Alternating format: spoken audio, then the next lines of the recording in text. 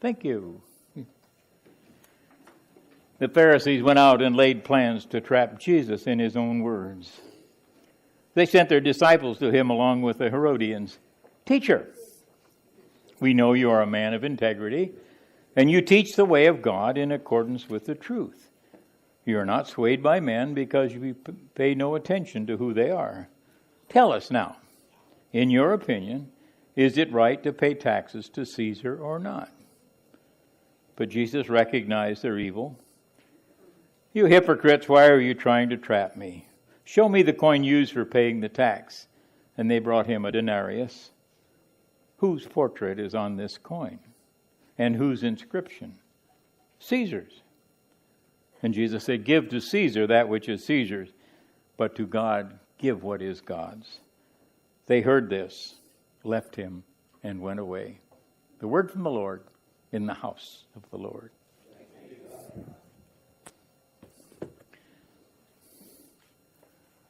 We took a trip one time with a chemical company. We wound up in Greece, and we got to go to Thessalonica. And I wish Bill was here so he could tell us how to pronounce it right. Yes. But we had a very nice guide who loved to say Thessalonica. The letter to the Thessalonians talks about how the reputation of the church had preceded and gone before them. And it was a good thing because the reputation was one of being a godly church. Moses went to God and said, I'll lead, but you got to give me some help. You got to send somebody with me. Isn't that what we do when we approach God so often? I'm willing as long as there's a committee.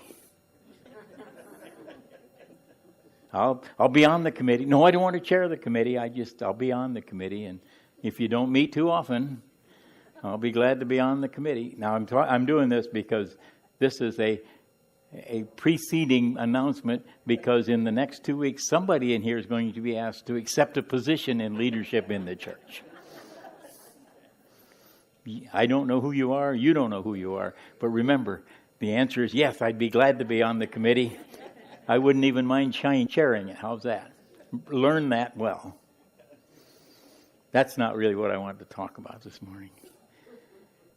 Render unto Caesar that which is Caesar's. Render to the world that what belongs to the world, but keep yourself separate because you belong to God.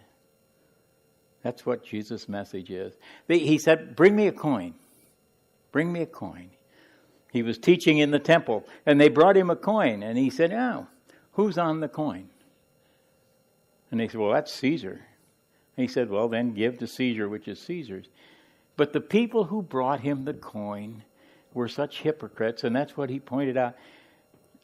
They were in the temple. And if you brought a graven image into the temple, you were destined to be stoned to death. And yet these religious leaders had the coins of Rome in their pocket with the head of Caesar on the coin. An idol to be worshipped. Something that should have caused them to demand their own death. But instead they were trying to use it to trap him, and he simply said, no. If it belongs to the world, then give it to the world. If it belongs to God, give it to God. My grandfather was a Reformed Mennonite preacher, and the Mennonite belief is based on a verse in the Bible that says, thou canst be a friend of the world and be a friend of God.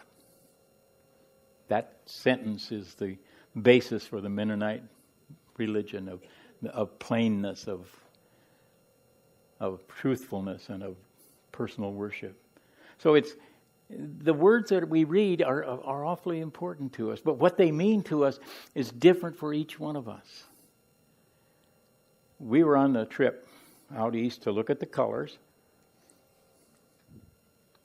and I mentioned to my daughter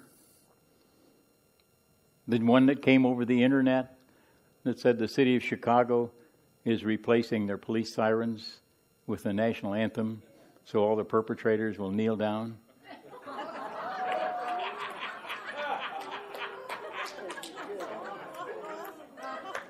And my daughter says, does that mean all the white perpetrators will too?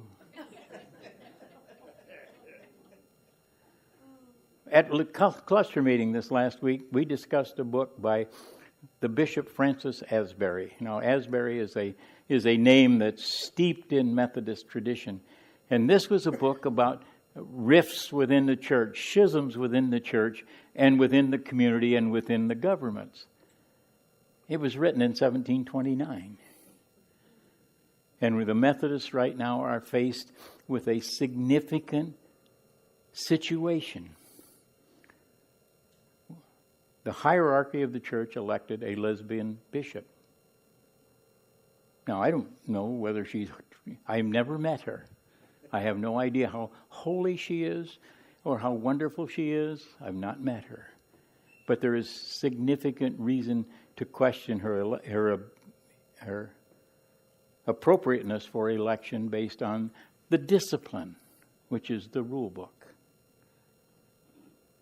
And it's going to cause tremendous problems within the next 12 months.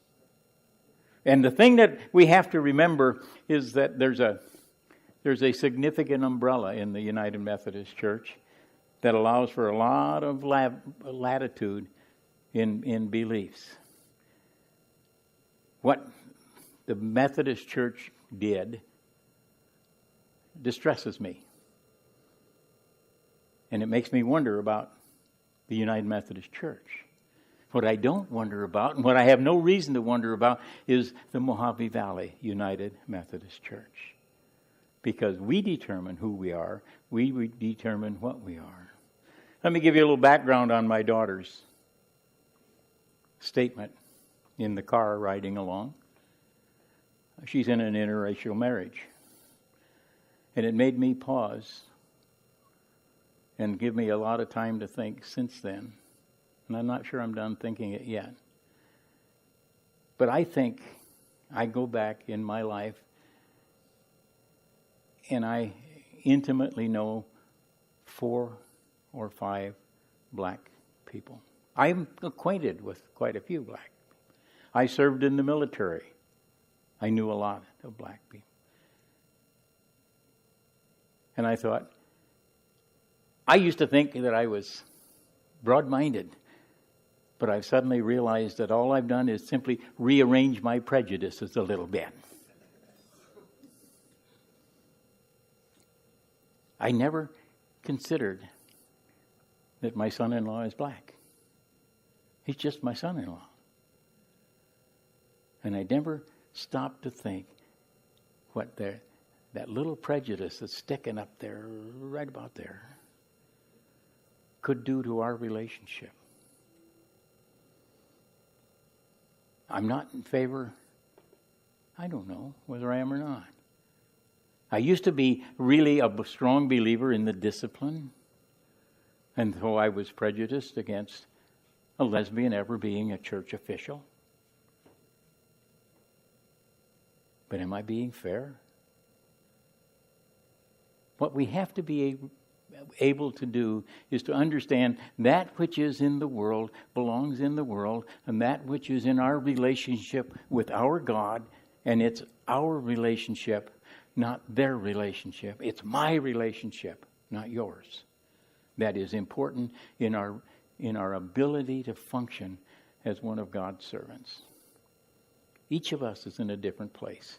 Each of us has taken a different walk. Each of us has the prejudices that we put into our mind, and we can bend them, and we can mix them, and boy, are they hard to get rid of, because they're always there. And I hope my daughter has challenged me to be a little more discerning when I decide what's funny and what isn't. And I hope as we go through this situation in the Methodist Church that we are as discerning as we can possibly be. Because you're going to hear about it in the next year. There's going to be a special general conference. But the thing that we need to remember is that we are who we are. You have grown for 20 consecutive years. That's almost unheard of in church circles. That each year we've had more people in attendance and more people in our membership roll than we had the year before. Even Even though we lose many, we've always been able. And you know why that is? I can tell you why it is. Because you've told somebody you like it here. And you've told somebody you ought to come here. See, your job is to get them to come in the door. My job is to not drive them back out. And I'll do it as well as I can. But you've grown because you want to be what this church can be. It's not a club. It's not a fraternity. But it's a servant body. And you're going to hear numbers from Estes today that if you just remember a few of them, they're tremendously impressive. Because you have walked the same walk that the church at Thessalonica walked. You have told the world that God is important to you. And you've done it through your outreach, you've done it through your mission, you've done it through your comments. I'm happy to be your pastor because you make it easy. I'm glad to be your pastor because you make it challenging. I'm proud to be your pastor because everybody knows about this church. Because you, like the church at Thessalonica, have walked the walk with God. You've given up yourself in service. You've done things for people. Not for glory, not for gratification, but for love. I want to thank you. That's what this appreciation day is all about, is to say thank you. Janet, are you about ready? Oh, okay. Janet has been our financial secretary for years, and she does a great job because I don't know anything. She is the only one